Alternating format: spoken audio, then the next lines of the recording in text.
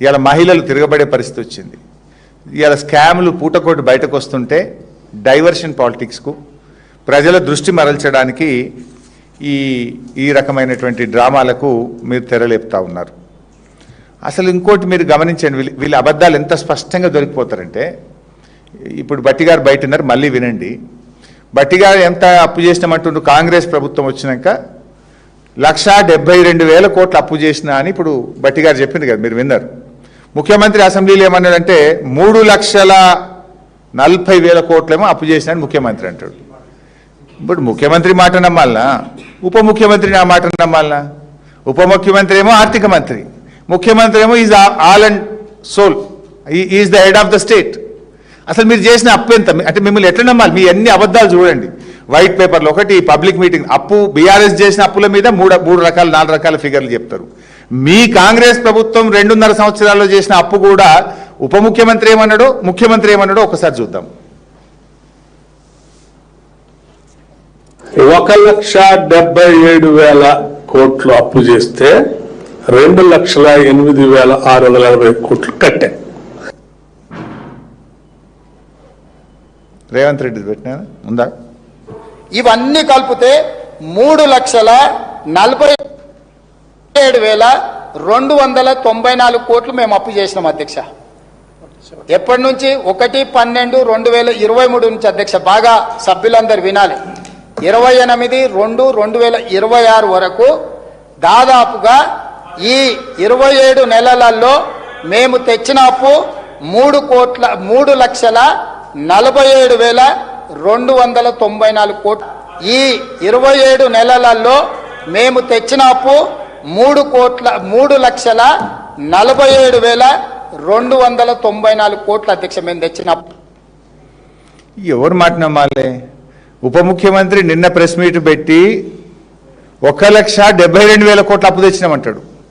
ఇది నిన్న అంటే June 3, 2026. దీనికంటే 27 నెలలు అంటే ఆ డేటు రేవంత్ రెడ్డి ఏ రోజు మాట్లాడింది అసెంబ్లీలో? మార్చ్ 18. అంటే మార్చ్ అంటే ఏప్రిల్, మే, జూన్ 3 నెలల కింద, జూలై 4 నెలల కింద. 4 నెలలు ఇంకా అప్పు పెరుగుతుంది కానీ తగ్గది. అంటే ఇప్పుడు 4 నెలల, ఇప్పుడు ముఖ్యమంత్రి ఏమో 4 నెలల కింద కాంగ్రెస్ ప్రభుత్వం చేసిన అప్పు 3,47,294 కోట్లు చెప్తాడు. 4 నెలల తర్వాత అప్పు పెరుగుతుందా తగ్గుతుందా? మేము చేసిన అప్పు 1,72,000 కోట్లు అని బట్టి గారు చెప్తారు. ఇదంతా గారిడి కాదా? ఇదంతా దగ, ప్రజల్ని మోసం చేయడం కాకపోతే అసలు ముందు ముఖ్యమంత్రి కరెక్టా, బట్టి గారు కరెక్టా? మీరు తెలుసుకోండి ఫస్ట్. అసెంబ్లీలో చెప్పింది కరెక్టా, పబ్లిక్ మీటింగ్లో చెప్పింది కరెక్టా? అసెంబ్లీ సాక్షిగా ముఖ్యమంత్రి గారు 3,47,000 కోట్లు అప్పు చేసిన అంటాడు. ఈయన గారేమో 1,72,000 కోట్లు అంటాడు. నిజంగా 3,47,000 కోట్లు 4 నెలల కింద. ఈ 4 నెలల అప్పు తీస్తే అది 4.5 లక్షలు దాటుతుంది. 31 నెలల్లో కాంగ్రెస్ ప్రభుత్వం చేసిన అప్పు 4.5 లక్షలు దాటింది. 10 ఏళ్లలో బీఆర్ఎస్ చేసింది 4,17 as per white paper. As per CAG 4,10,000. కానీ మీ అప్పు ముఖ్యమంత్రి ప్రకారం 3,47 4 నెలల కింద. 4 నెలలు కలిపితే 4.5 అవుతుంది మీది. 4,50,000 కోట్లు దాటింది మీ అప్పు. బట్టిగా నువ్వు కరెక్టా, మీ ముఖ్యమంత్రి గారు చెప్పింది కరెక్టా? అసెంబ్లీలో చెప్పింది కరెక్టా, బయట రోడ్ల మీరు చెప్పింది కరెక్టా? ఎందుకు ఈ అంకెల గారెడి? ఎందుకు ఈ ప్రజలతో మీరు ఈ తమాషాలు చేస్తూ ఉన్నారు?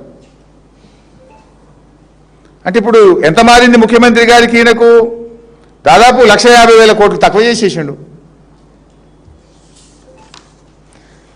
అంటే మేము చేసిన అప్పులేమో పెంచి పెంచి చూపిస్తారు, వాళ్ళ అప్పులేమో తగ్గించి తగ్గించి చూపించుకుంటున్నారు. దొరికిపోయింది కదా ఇప్పుడు ఇంత స్పష్టంగా.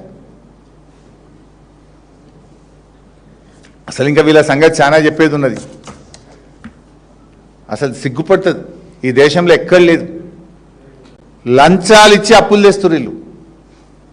బ్రోకర్లను పెట్టి కమిషన్లు ఇచ్చి లంచాలు ఇచ్చి FRBM బయట అప్పులు కనబడకుండా దానికి బాండ్స్ అని అందమైన ముసుగు పెట్టి అప్పులు తెస్తున్నారు. ఇప్పటికి 30,000 కోట్లు తెచ్చిండ్రు. 30,000 కోట్లకు 510 కోట్ల లంచం ఇచ్చిండ్రు. సిగ్గుపడాలి.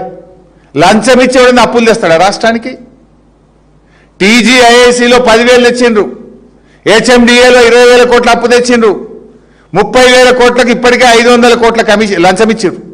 అప్పు ఇప్పించినందుకు బ్రోకర్ ఉంటాడు కదా రణమిట్ల, అప్పు ఇప్పించిన బ్రోకర్కు వీళ్ళు ఇచ్చిన ఫీజు లంచం 510 కోట్లు.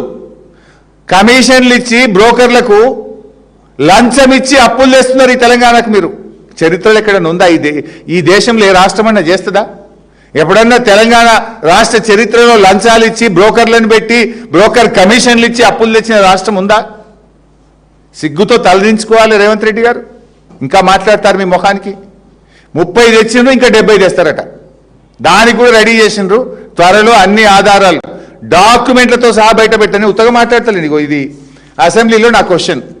బ్రోకర్ని పెట్టిండ్రా, లంచం ఇచ్చిండ్రా, ఎంత ఎంత ఎంత లంచం ఇచ్చిండ్రు అని అడిగిన. ప్రభుత్వ సమాధానం, merchant bankers by the name trust investment advisors private limited అనే బ్రోకర్కు 1,69,83,97,978 రూపాయలు లంచం ఇచ్చినాము, బ్రోకర్ ఫీజు ఇచ్చినామని అసెంబ్లీలో ప్రభుత్వం ఇచ్చిన సమాధానం. 169 కోట్ల 83,97,978 రూపాయలు బ్రోకర్ ఫీజు లంచం ఇచ్చి 10,000 కోట్ల అప్పు తెచ్చినామని అసెంబ్లీలో రాష్ట్ర ప్రభుత్వం ఇచ్చిన సమాధానం. ఇది 10,000 కోట్లకు 169 కోట్లు ఇచ్చిండ్రు. మళ్ళీ ఒకసారి అసెంబ్లీలో అడిగిన, ఇది నాకు డౌట్ వచ్చింది, వీళ్ళు అంతటా లేపుతుర్రా ఈ పైసలు, ఇది టీజీఐసీలు లేపినట్టే హెచ్ఎండిఏలు కూడా లేపుంటారని క్వశ్చన్ అడిగిన. ఇది హెచ్ఎండిఏ ఆన్సర్ అసెంబ్లీలో. హెచ్ఎండిఏలో 20,000 కోట్ల అప్పు తెస్తున్నాం అని చెప్పిండ్రు. ఆడ కూడా బ్రోకర్ని పెట్టుకున్నారు. Same trust investment advisory private limited అనే బ్రోకర్ని పెట్టినాం అని ఆ రోజు ఆన్సర్ ఇచ్చిండ్రు. అప్పటికేం రాసిండ్రు ఇంట్లో అంటే, ఏ భూములు కుదబెట్టాలి, ఏవేవి కుదబెట్టాలనో జర చర్చలలో ఉన్నాం, ఇంకా అప్పు లావటలేదు అన్నారు. ఇది చాలా రోజులు. ఇది అసెంబ్లీలో ఆన్సర్ వచ్చి దాదాపు 6 నెలలు ఏడాది అయింది. ఆల్రెడీ ఇక్కడ లేపినరు, ఈడ కూడా బ్రోకర్ ఫీజు ఇచ్చారు. ఇది 20, అది 10, 30,000 కోట్లు అప్పు అనకుండా దీనికి బాండ్స్ అనే అందమైన ముసుగు పెట్టి హెచ్ఎండిఏ భూములు, టీజీఐసి భూములు కుదబెట్టి